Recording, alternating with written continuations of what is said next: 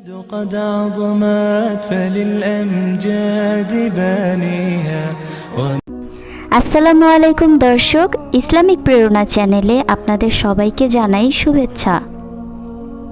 আজকে আমরা জানব হযরত ইব্রাহিম আলাইহিসসালাম কেন মূর্তি ভেঙেছিলেন। হযরত ইব্রাহিম আলাইহিসসালাম ছিলেন খুবই বিচক্ষণ।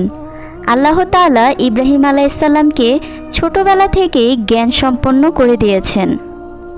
ইব্রাহিম আলাইহিসসালামের পিতামাতা ছিল মূর্তি পূজারী এবং তার বাবা মা নিজেরাই মূর্তি বানাতো। যখন ইব্রাহিম আলাইহিসসালাম তাদেরকে মূর্তি পূজা করতে দেখত, তখন তার মনে অনেক প্রশ্ন জাগত যে এরা কি করছে। ইব্রাহিম আলাইহিসসালাম তার পিতাকে জিজ্ঞেস করলে তার পিতা বলতো, এটা আমাদের দেবতা।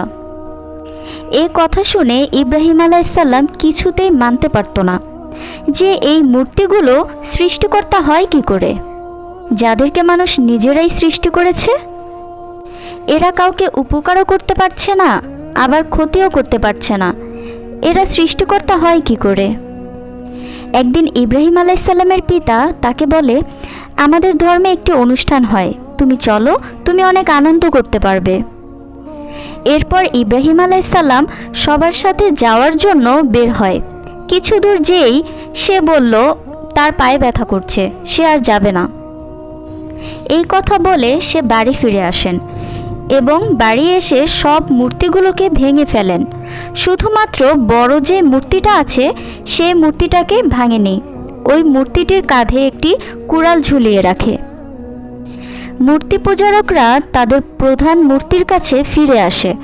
তারা বলে, আমাদের উপাস্যদের সাথে এইরকম আচরণ কে করেছে? তাদের মধ্য থেকে কেউ একজন বলল, আমরা এক তরুণকে এসবের সমালোচনা করতে শুনেছি, তার নাম ইব্রাহিম। এরপর ইব্রাহিম আলাইহিসসালামকে সবার সামনে আনা হয়।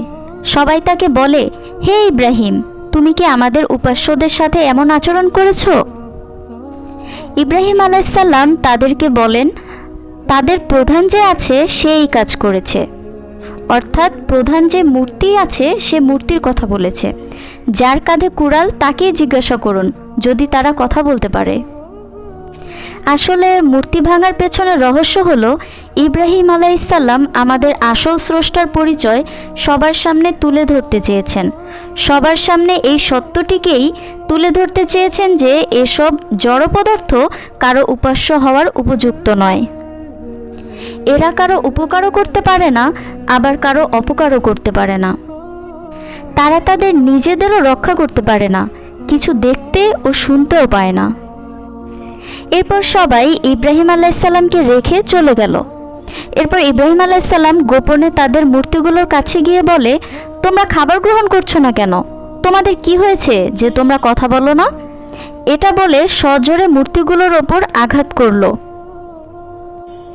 ইব্রাহিম আলাইহিসসালাম এটি সবাইকে উপলব্ধি করাতে চেয়েছেন যে জড়বস্তু যে নিজেই নিজের সুরক্ষা করতে পারে না, কোনো কিছুর বিবরণ দিতে পারে না, সে কিভাবে সবার উপাস্য হতে পারে। কিন্তু মূর্তি পূজারকরা শুধুমাত্র তাদের পূর্বসূরীদের অনুকরণ করেই এগুলো করে যাচ্ছে। তাদের এই বিবেককে জাগ্রত করার জন্যেই তাদেরকে ইব্রাহিম আলাইহিসসালাম বলেন, তোমাদের এই প্রধান মূর্তি কথা বলতে পারলে তাকেই জিজ্ঞাসা করো। একবার এক বৃদ্ধ লোক ইব্রাহিম আলাইহিসসালামের পিতার কাছে একটি মূর্তি কিনতে আসলো। তখন ইব্রাহিম আলাইহিসসালাম ওই লোকটিকে জিজ্ঞেস করলেন, আপনার বয়স কত?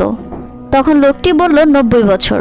তখন ইব্রাহিম আলাইহিসসালাম লোকটিকে বলল, আপনার বয়স 90 বছর, আর আপনি গতকালকের এই বানানো মূর্তিটিকে নেবেন পুজো করতে? অতঃপর ইব্রাহিম আলাইহিসসালাম মূর্তি পুজো করা পছন্দ করতেন না, এজন্যই তিনি মূর্তিগুলোকে ভেঙে দিয়েছিলেন।